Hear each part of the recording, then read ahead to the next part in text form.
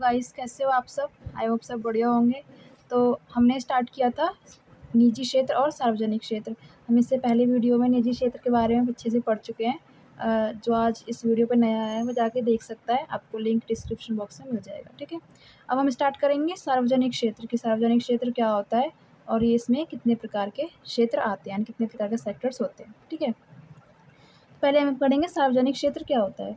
तो वो इससे पहले हम जानते हैं कि निजी क्षेत्र क्या होता है। निजी क्षेत्र क्या होता है कि उसमें जो स्वामी होते हैं, उन पे जो सारे अधिकार होते हैं, उन पे जो स्वामित्व होता है, जो दायित्व होता है, वो सारे निजी लोगों का होता है। सरकार का कोई हस्तक्षेप नहीं होता है, यानी सरकार उसमें इंटरफेयर नहीं करती है। लेकिन सार्वजनिक क्षेत्र क्या होते हैं? एक तो ये जनता की सेवा के लिए बनाए जाते हैं। इनका मुख्य उद्देश्य जनता की सेवा करना होता है और दूसरा उद्देश्य लाभ कमाना होता है, ठीक है। तो सार्वजनिक क्षेत्र इसलिए भी बनाए जाते हैं ताकि ये जनता को अच्छी क्वालिटी का माल उचित दर पर बेच सकें, क्योंकि निजी क्षेत्र में माल बहुत महंगी दर पे बेचा जाता है और जो गरीब लोग होते हैं वो नहीं खरीद पाते हैं, ठीक है। तो सार्वजनिक क्षेत्र में क्या होता है कि जितने भी उपक्रम होते हैं, जितने भी सेक्टर होते हैं जो सरकार के द्वारा बनाए हुए होते हैं, उन पे पूरी तरह से या फिर कम मतलब एक तो मतलब ये होता है कि निजी क्षेत्र से ज़्यादा इन सरकार का नियंत्रण होता है पूरी तरह से। सरकार का पूरी तरह से उसमें स्वामित्व होता है और जो सरकार के द्वारा स्थापित किए जाते हैं, जो सरकार के द्वारा बने होते हैं, ठीक है। सार्वजनिक क्षेत्र में उन व्यावसायिक संगठनों को शामिल किया जाता है जो सार्वजनिक महत्व के होते हैं, जो सरकारी महत्व के होते हैं। सरकार का महत्व, सरकार का उद्देश्य क्या है, उन उद्देश्यों को पूरे करने के लिए उन्हें स्टार्ट किया जाता है और उन पर सरकार का पूरी तरह से नियंत्रण होता है, यानी सरकार उन सारे सेक्टर्स को नियंत्रण करती है और मैनेज करती है, ठीक है। और इन पर जो स्वामित्व होता है, जो स्वामी होते हैं, जो मैनेज वगैरह करते हैं, उन सब पे सरकार का ही हाथ होता है, ठीक है। उन्हें कहते हैं सार्वजनिक क्षेत्र। और इन्हें और भी नाम जानते हैं, जैसे राजकीय उपक्रम, सार्वजनिक उपक्रम, सार्वजनिक क्षेत्र के उद्योग, सरकारी उद्योग, इन सब से भी इन्हें जाना जाता है, ठीक है। तो हम पढ़ते हैं सार्वजनिक क्षेत्र क्या होता है। इसका अभिप्राय व्यवसाय के उस क्षेत्र से है जिसके अंतर्गत राजकीय स्वामित्व वाले व्यवसाय शामिल होते हैं। यानी मान लो हमने अपने किसी राज्य में स्टार्ट किया और उस राज्य में सरकार का कोई कार्यालय खुला हुआ है, तो वो उस पे स्वामित्व होगा उसका, यानी इन पर सरकार का पूरी तरह से हक होता है। सरकार ही इसको नियंत्रण करती है, सरकार इसको चलाती है, सरकार ही इसमें पूंजी लगाती है और सरकार का पूरी तरह से इसमें स्वामित्व होता है। ये सरकार द्वारा स्थापित की जाती है, यानी ये सरकार द्वारा शुरू किए जाते हैं, यानी कि स्थापना जब होती है, जब ये शुरू किए जाते हैं, ये सरकार के द्वारा ही किए जाते हैं। इन पे निजी लोगों का हक नहीं होता है। अब हम पढ़ेंगे सार्वजनिक क्षेत्र की विशेषताएं। पहला है सरकारी स्वामित्व, यानी जो सार्वजनिक क्षेत्र होते हैं उन पर सरकारी स्वामित्व होता है, यानी सरकारी लोगों का या फिर सरकार के द्वारा चुने हुए लोगों का स्वामित्व होता है। सार्वजनिक उपक्रमों का स्वामित्व पूर्णतः सरकार के हाथों में होता है। स्वामित्व यानी स्वामी, जो ओनर्स होते हैं, जो मालिक होते हैं, सरकारी होते हैं या फिर सरकार द्वारा बनाए हुए लोग होते हैं। सरकारी नियंत्रण, यानी इनका नियंत्रण कंट्रोल कौन करता है? सरकार करता है, यानी इन फर्म जो बिजनेस होते हैं, जो भी ये कंपनी होती है सरकारी, इन्हें कौन कंट्रोल करता है? सरकार। सार्वजनिक उपक्रमों का प्रबंध व नियंत्रण सरकार के हाथों में होता है, ठीक है। सेवा उद्देश्य, यानी इनका उद्देश्य क्या होता है? सार्वजनिक क्षेत्र का इनका मुख्य उद्देश्य क्या होता है? सेवा करना, जनता की सेवा करना। सरकारी उपकरणों का मुख्य उद्देश्य समाज को सेवाएं प्रदान करना होता है, यानी लाभ कमा के इन्हें सेवाएं करना। सेवा कैसे करेंगे कि ये फ्री में खोल देते हैं कुछ उपकरण, कुछ ऐसे होते हैं जो सस्ती दरों पे उपलब्ध कराते हैं माल को, अच्छी क्वालिटी का माल सस्ती दर पे उपलब्ध कराना, यानी इनका मुख्य उद्देश्य सेवा प्रदान करना होता है। फोर्थ क्या है? सभी वर्गों के लिए उपयोगी। सार्वजनिक उपक्रम समाज के किसी एक वर्ग की ही नहीं सेवा करते, बल्कि ये सबके लिए उपयोगी होते हैं। जैसे निजी क्षेत्र होते हैं, वो ज़्यादातर क्या है कि निजी क्षेत्र से अमीर लोग ही माल खरीद सकते हैं, गरीब लोग नहीं खरीद पाते हैं जल्दी, क्योंकि वो बहुत महंगा बेचते हैं। लेकिन जो सार्वजनिक क्षेत्र होते हैं, हर वर्ग के लोग इन्हें खरीद सकते हैं, हर वर्ग के लोग इनमें इंटरेस्ट दिखा सकते हैं, ठीक है, यानी हर वर्ग के लिए उपयोगी होते हैं। अब हमने इसकी विशेषताएं पढ़ी।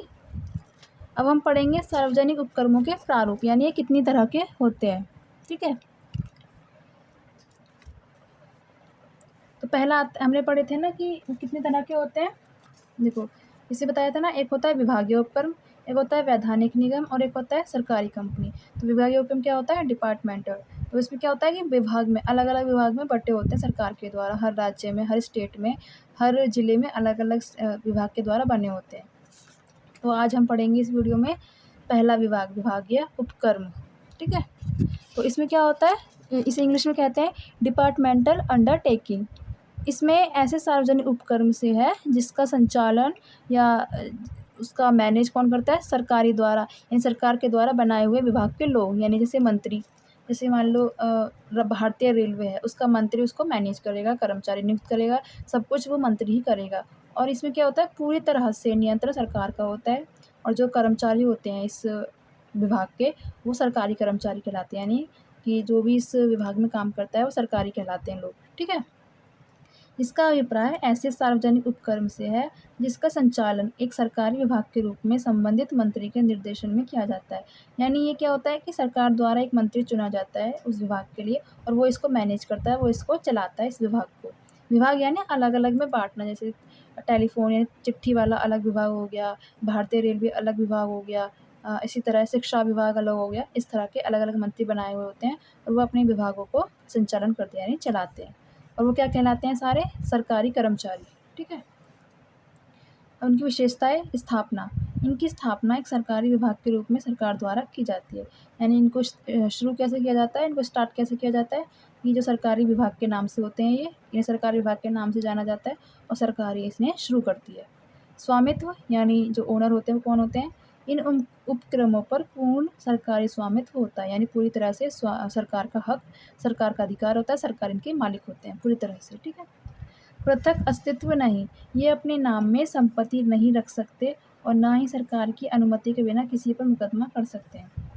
यानी जो मंत्री है सरकार के द्वारा बनाया हुआ है वो, और ये विभाग, ये अलग अलग नहीं माने जाते, एक ही माने जाते हैं, क्योंकि अगर इस विभाग में कोई फ्रॉड हुआ तो मंत्री पर भी केस होगा, और अगर मंत्री ने कुछ किया तो इस विभाग पर भी फ्रॉड होगा। इसलिए अगर वो मंत्री कोई भी डिसीजन सरकार के बिना नहीं ले सकती, यानी सरकार से पूछे बिना वो अनुमति नहीं ले पाती है। तो उसका मतलब क्या हुआ कि ये अपने नाम में संपत्ति नहीं रख सकती, यानी अपने नाम से कोई चीज़ नहीं रख सकती जब तक सरकार इसको आदेश नहीं देती, और ना ही सरकार की अनुमति के बिना किसी पर मुकदमा कर सकती है, किसी पर ये केस भी नहीं कर सकती। अगर ये केस करना चाहते हैं तो पहले सरकार की अनुमति लेना होता है, यानी ये अलग अलग नहीं होते, पृथक अस्तित्व नहीं होता। ठीक है। हमने विशेषताएं पढ़ ली इनकी। अब हम पढ़ेंगे लाभ कि इनको शुरू करने से, यानी विभागीय जो सरकारी विभाग उपक्रम होते हैं इन्हें शुरू करने से क्या क्या लाभ होते हैं। एक होता है सरल स्थापना। इन उपक्रमों की स्थापना बहुत सरल है क्योंकि इनकी स्थापना के लिए पंजीकरण आवश्यक नहीं है। तो पंजीकरण करना क्यों जरूरी है, जरूरी नहीं है क्योंकि सरकार इसको स्टार्ट कर रही है, सरकार को तो रजिस्ट्रेशन कराने की ज़रूरत है नहीं, तो स्थापना करने यानी शुरू करने में आसानी होती है। ठीक है। दूसरा है सरकारी आय में वृद्धि, यानी सरकार की जो इनकम होती है उसमें वृद्धि होती है, ग्रोथ होती है। उपक्रमों की गतिविधियों से प्राप्त आय सरकार की ही आय होती है, यानी जो ये विभाग है इसमें जितना भी पैसा आएगा, जितना भी फ़ायदा होगा, जितना भी प्रॉफिट होगा, वो सारा सरकार का ही होगा। ठीक है। तो सरकार की आय बढ़ेगी। अब होता है सरल वित्त व्यवस्था, यानी पैसा इकट्ठा करने में आसानी होती है, क्योंकि वित्त व्यवस्था सरकार द्वारा ही की जाती है, इसलिए वित्त व्यवस्था करना बहुत सरल है, क्योंकि सरकार ही पूरा पैसा लगाती है इस बिज़नेस में, इसलिए पैसा इकट्ठा करना, पूंजी इकट्ठा करना बहुत आसान हो जाता है। ठीक है। अब हमने इसके लाभ पढ़ लिए, अब हम पढ़ेंगे इसकी सीमा, यानी हानियाँ, कि क्या क्या हानियाँ हो सकती हैं, क्या क्या नुकसान हो सकते हैं। पहला है शीघ्र कार्यवाही की कमी, यानी तुरंत उस पर हम डिसीजन नहीं लिया जा सकता। कैसे? केंद्रीय नियंत्रण व्यवस्था तथा अत्यधिक औपचारिकताओं के कारण प्राय निर्णय लेने में देरी होती है। यानी मान लो कि जो मंत्री है, जो उस विभाग का मंत्री है, मान लो कि डिसीजन लेना चाहता है कुछ भी कर्मचारियों के लिए या फिर किसी उस विभाग के लिए कोई डिसीजन लेना चाहता है, तो पहले वो अपने राज्य के केंद्रीय मंत्री से बात करेगा, फिर वो किसी दूसरे से करेगा, तब जाके वो सरकार तक बात पहुँचेगी, तब जाके उसका जो डिसीजन है वो माना जाएगा कि हाँ अप्रूव्ड हुआ है या नहीं हुआ है। तो बहुत सारी औपचारिकताओं को पूरा करना पड़ता है, तब कहीं जाके उसका डिसीजन पूरा होता है, तो निर्णय लेने में बहुत ज़्यादा देरी लग जाती है। ठीक है। बोला था ना कि सरकार की अनुमति के बिना कोई भी निर्णय नहीं ले सकते हैं, इसलिए इन्हें पहले सरकार से पूछना पड़ता है, और सरकार से जो निर्णय वापस आने में काफ़ी लंबा समय लग जाता है। तो शीघ्र कार्यवाही की कमी, यानी तुरंत कोई काम ये नहीं कर सकते, तो शीघ्र कार्यवाही नहीं हो पाती है। दूसरा है प्रतियोगी भावना की कमी। प्रतियोगिता की कमी तथा लाभ उद्देश्य न होने के कारण ये उपक्रम हो रही हानियों की ओर विशेष ध्यान नहीं देते। यानी क्या है कि ये सरकार के द्वारा बने होते हैं, इनका मेन उद्देश्य क्या होता है, जनता की सेवा करना, और इसमें जो कर्मचारी लगे होते हैं, जो कर्मचारी इसमें काम करते हैं वो भी सरकारी होते हैं, तो वो काम करें या ना करें, हानि लें या नुकसान लें, सैलरी तो उन्हें मिलेगी ही मिलेगी टाइम टू टाइम, क्योंकि सरकारी जो जॉब होते हैं आप तो जानते हैं sir time to time salary मिल ही जाती है। तो ये जो प्रतियोगिता यानी जो देखो निजी कंपनियाँ जो होती हैं वो कॉम्पिटिशन करती हैं कि जो उस बिज़नेस ने इतना कमाया हम उससे ज़्यादा कमाएँगे, क्योंकि वो सारा प्रॉफ़िट खुद ही लेती हैं, इसलिए वो कॉम्पिटिशन करती हैं। लेकिन इसमें क्या होता है कि जो एक तो उद्देश्य लाभ कमाना होता है और दूसरा जितना भी प्रॉफ़िट होगा वो सारा सरकार का होता है। तो ये हानियों की तरफ ध्यान देते ही नहीं है कि कुछ हानियाँ हो रही है, नहीं हो रही है, उन्हें ठीक करें या ना करें, ये ध्यान नहीं देते हैं, सिर्फ़ काम करते जाते हैं। तो क्या मतलब प्रतियोगिता की भावना की कमी होती है, यानी मोटिवेशन नहीं होते हैं लोग।